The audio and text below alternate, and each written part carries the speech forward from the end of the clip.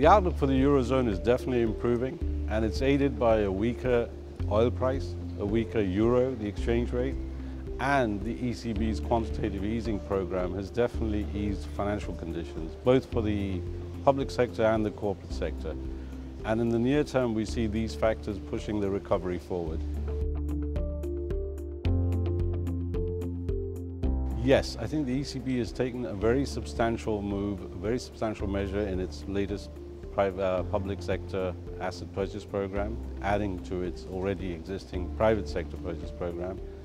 So buying these public sector securities has definitely eased financial conditions, and it will help demand in the economy.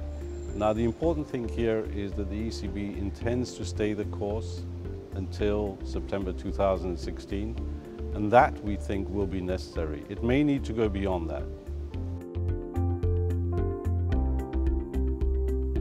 Banks are lumbered with a lot of assets where the borrowers are not able to maintain interest payments.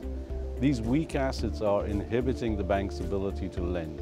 And we see this problem in quite a large number of banks across the euro area, and particularly in some countries.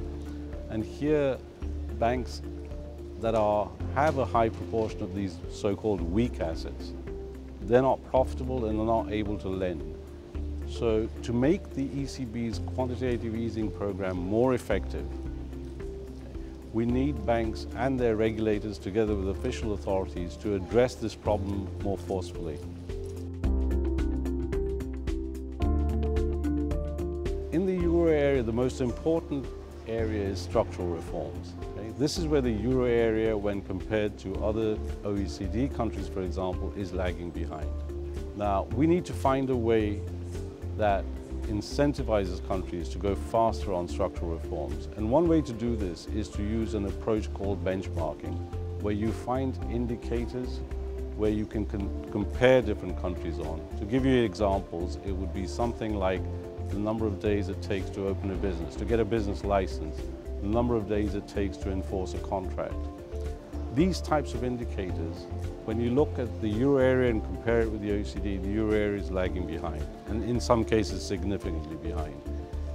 If we had a system where countries were given these benchmarks and had the goal of reaching these benchmarks, of coming to a common standard, the number of days it takes to open a business, I think this would help. So it requires a change in the way we incentivize structural reforms, what I call a governance framework around these reform efforts.